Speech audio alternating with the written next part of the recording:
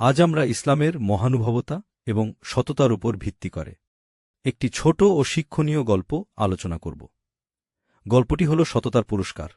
হজরত ওমর রাদিয়াল্লাহু আনহু এর আমলের এই ঘটনাটি আজও আমাদের সততার শিক্ষা দেয়। একদিন রাতে খলিফা ওমর রাদিয়াল্লাহু আনহু ছদ্মবে সে মদিনার প্রজাদের অবস্থা দেখতে বের হলেন।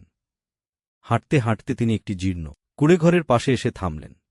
ভেতর থেকে মা ও মেয়ের কথোপকথন তার কানে এল। তার মেয়েকে বলল, আগামীকাল বাজারে বিক্রির জন্য রাখা দুধে কিছুটা পানি মিশিয়ে দাও, তাহলে আমরা একটু বেশি লাভ করতে পারব। মেয়েটি বলল, মা, খলিফা ওমর ঘোষণা দিয়েছেন যে দুধে পানি মেশানো দণ্ডনীয় অপরাধ। মা বলল, আরে পাগল মেয়ে, খলিফা কি এখন আমাদের দেখছেন? তিনি তো তার প্রাসাদে ঘুমাচ্ছেন। মেয়েটি বলল, মা, খলিফা ওমর না হয় আমাদের দেখছেন না, কিন্তু আল্লাহ তো দেখছে।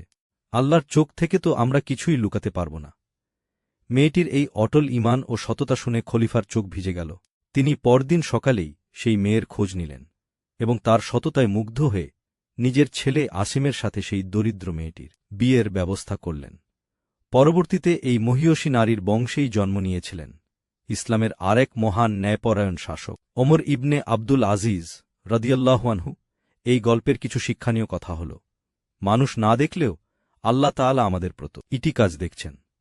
অল্প লাভে অসততা করার চেয়ে সততার সাথে থাকা অনেক বেশি বরকতময়।